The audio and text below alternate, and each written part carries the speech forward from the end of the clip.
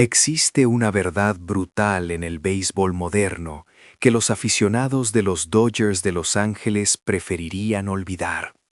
Un hecho que habla de una desconexión fundamental entre la ambición y la ejecución.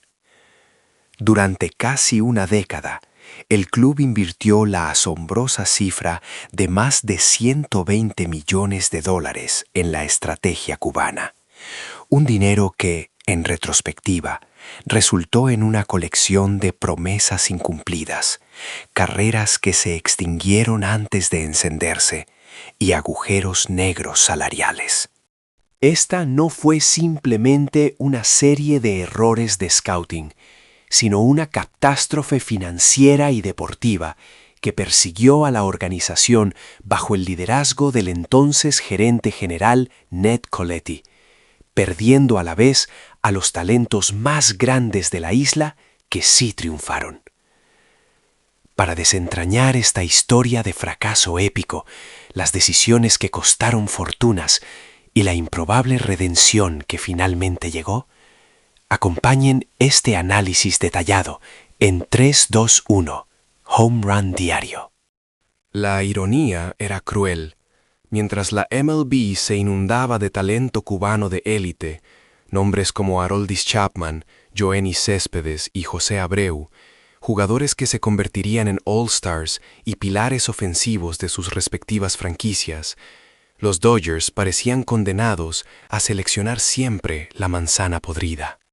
Colletti, sintiendo la presión de que su equipo se quedara atrás en esta nueva fiebre del oro caribeña, se embarcó en una campaña frenética y desorganizada para acaparar a cualquier talento de la isla disponible. Los resultados fueron, para utilizar la palabra menos dura, decepcionantes. Se invirtieron millones en jugadores que ni siquiera pudieron consolidarse como suplentes de grandes ligas, mucho menos como estrellas. Recordamos los nombres que resonaron en las noticias por sus grandes bonificaciones, solo para desaparecer de los scoreboards casi inmediatamente. Alex Guerrero, quien firmó un contrato multimillonario, se convirtió en sinónimo de incapacidad para cubrir el campo corto y, más tarde, una lesión en la oreja debido a una pelea. Erisbel Arruebarrena llegó con fanfarria y un cheque significativo, solo para convertirse en una nota a pie de página, conocida principalmente por ser un riesgo defensivo y ofensivo. Y la lista continuó. Cada adquisición cubana fallida era un recordatorio constante de que la estrategia estaba fundamentalmente rota. El dinero se quemaba, la organización gastaba como si tuviera la clave del éxito, pero tropezaba en cada esquina, y el precio de esos fiascos comenzó a medirse no solo en dólares, sino en la moral del club y la paciencia de los aficionados. Las críticas arreciaron. ¿Acaso los scouts de los Dodgers eran ciegos o había algo más podrido en su proceso de reclutamiento cubano? ¿Qué estaban viendo mal en la cultura, la adaptación o el desarrollo de estos jugadores que sus rivales sí lograban identificar? La llegada de Andrew Friedman, el actual presidente de operaciones de béisbol, marcó un cambio de guardia, pero incluso él no pudo evitar caer en la trampa, al menos al principio. Friedman firmó a Héctor Olivera, el único gran prospecto cubano que adquirió durante su mandato temprano. Olivera, un infielder talentoso con experiencia en Cuba, fue asegurado con un contrato masivo de 6 años y $62.5 millones, una cifra que superaba con creces el presupuesto que se le asignó a talentos internacionales. Sin embargo, en un giro que demostró la agudeza instintiva de Friedman, algo en Olivera pareció no encajar inmediatamente. Quizás fue la actitud, el rendimiento en ligas menores o un presentimiento de que el riesgo no valía la recompensa, pero Friedman tomó una decisión drástica y rápida: deshacerse del problema antes de que se convirtiera en una ganga. Lo que podría haber sido otra década de pagos sin rendimiento se minimizó cuando Olivera fue incluido en un trade de gran magnitud con los Atlanta Braves. El movimiento fue una admisión tácita de que el cáncer de la estrategia cubana de los Dodgers seguía activo, y el instinto de Friedman fue certero y brutalmente económico. La carrera de Olivera en las grandes ligas fue efímera, terminando tras apenas 30 partidos. 30 partidos por más de $60 millones. Era el epitafio perfecto para la era del despilfarro cubano. La organización, que había gastado indiscriminadamente durante años, comenzó a priorizar el control de daños. La narrativa de los Dodgers y Cuba no era de gloria, sino de cicatrices profundas. Pero es precisamente en este telón de fracaso, cuando las arcas estaban vacías y la fe en el sistema estaba rota, que finalmente aparece un hombre improbable, destinado a reescribir esta dolorosa historia. Un joven que nadie quería, un chico que los scouts ignoraron, y cuyo nombre resonaría años después como la redención que el front office jamás creyó posible. Su nombre, Andy Pages. La lección estaba aprendida, a un costo de 9 cifras. El camino al éxito cubano de los Dodgers no pasaría por los grandes contratos para estrellas consagradas o supuestas promesas, sino por la periferia, por un chico que, irónicamente, tuvo que tallar su propio bate de madera porque era demasiado pobre para comprar uno. El muchacho que ignoró a los scouts y salvó a la franquicia de la maldición financiera.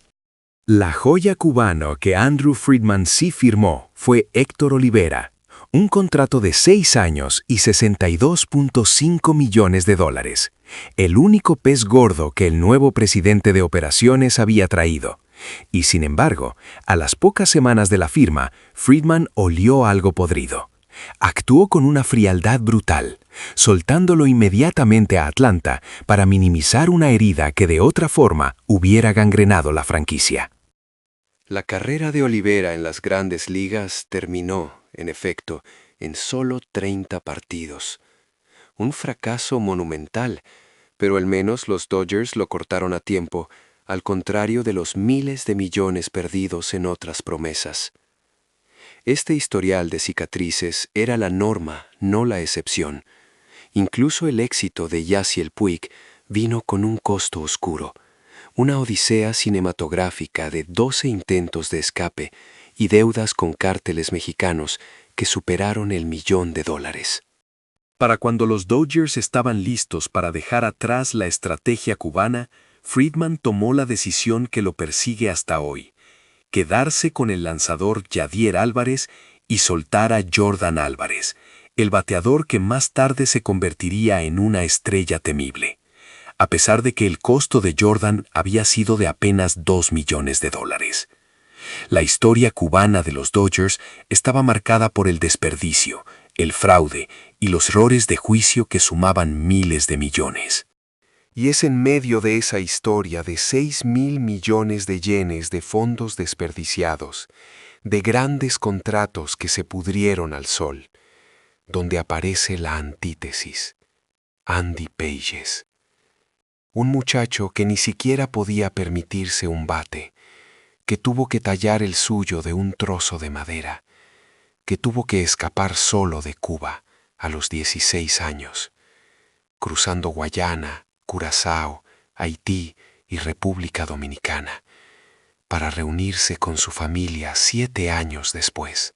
Pages, el ignorado por los scouts de las estrellas, el que solo tenía valor intrínseco. Todo culminó en el momento de la verdad de las series mundiales. Game 7, 9ª entrada, empatados a 4, 2 outs. Con la historia de los Dodgers, sus fracasos y sus deudas presionando la caja de bateo, el manager Dave Roberts tomó la decisión que definiría su legado. Regresó a Pages al jardín central. El hombre que había bateado un lamentable .078 en la postemporada. ¿Genialidad o locura? El momento del infarto llegó con el batazo de Trevor Clementes, una bola volando alto con una probabilidad de captura del 60%. Si caía, el juego y la Serie Mundial terminaban en derrota. Pages corrió 37 metros desde su posición adelantada, ignorando el riesgo de colisión con Quique Hernández. Voló, tomó la pelota. La desesperación se convirtió en éxtasis puro. Pages no solo había capturado una pelota, había capturado el destino de una franquicia plagada de mala suerte y decisiones costosísimas. Había demostrado que no eran los millones, ni la prometida estrella cubana, sino el joven humilde con la ética de trabajo implacable y el bate de palo tallado, quien por fin curaría la herida financiera de los Dodgers. La leyenda del catch de Willie Mays en 1954 palidecía en peso histórico. Mays hizo su jugada en el primer juego, Pages en el momento del adiós, con el campeonato pendiendo de un hilo. El chico que aprendió a defender con los dientes apretados, superando su mala racha ofensiva, finalmente les entregó la redención. La defensa está asegurada, pero el punto débil de Pages sigue siendo la paciencia en el plato, su tendencia a batear a todo. Un talón de Aquiles que los Dodgers deben corregir si esperan que se convierta en la superestrella que tanto anhelan. Con jugadores clave como Bellinger, Tucker y Burns aún en el aire, el futuro inmediato es incierto. ¿Podrá Andy Pages superar su agresividad en la zona de strike y consolidarse como el éxito cubano que rompa la maldición de una vez por todas? ¿O será devorado por la vorágine de la alta competición? Me encantaría saber tu opinión en los comentarios. Si te ha gustado este análisis profundo de la historia oculta de los Dodgers, dale like, compártelo y suscríbete a 321. Home Run Diario, para no perderte nuestras próximas historias sobre las grandes ligas. ¿Crees que Pages tiene el potencial para ser más grande que Puig? ¿O los problemas de disciplina en el plato lo condenarán al banquillo?